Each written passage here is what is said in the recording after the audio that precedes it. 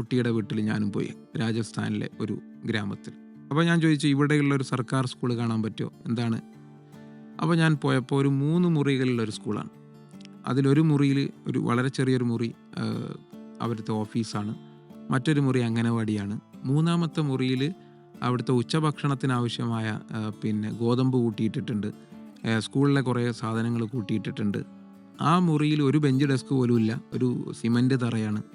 അവിടെയാണ് 1 മുതൽ 5 വരെയുള്ള ക്ലാസ്സിലെ കുട്ടികൾ പഠിക്കുന്നത് എന്നാണ് പറഞ്ഞത്. ഒരു അധ്യാപകനെ അടിസ്ഥാന സൗകര്യങ്ങൾ ഒട്ടുമില്ല, നിലത്തിരുന്ന് പഠിക്കുന്ന സിസ്റ്റമാണുള്ളത്. എന്ന് മാത്രമല്ല, ആ ഒരു ക്ലാസ് മുറി ഇത്രയധികം കുട്ടികളെ ഏറ്റെടുക്കാൻ പറ്റുന്നൊരു സംവിധാനമേ ഇല്ല.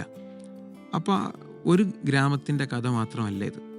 ഒരുപാട് ഗ്രാമങ്ങൾ ഇങ്ങനെ വിദ്യാഭ്യാസത്തിൽ പിന്നാക്കമാണ്. ഈ കാരണങ്ങൾ കൊണ്ടാണ്, അവരുടെ പ്രാഥമിക സൗകര്യങ്ങളില്ലാത്തത് കൊണ്ട്. എനിക്ക് മനസ്സിലായത്, ഈ കുട്ടികളോട് സംവദിക്കുന്നത് കൊണ്ടും അവരോട് സംസാരിച്ചതിൻ്റെയും ഫലം എനിക്ക് മനസ്സിലായത്, നമ്മളെക്കാൾ ബ്രില്യൻ്റ് ആയിട്ടുള്ള കുട്ടികളാണ്.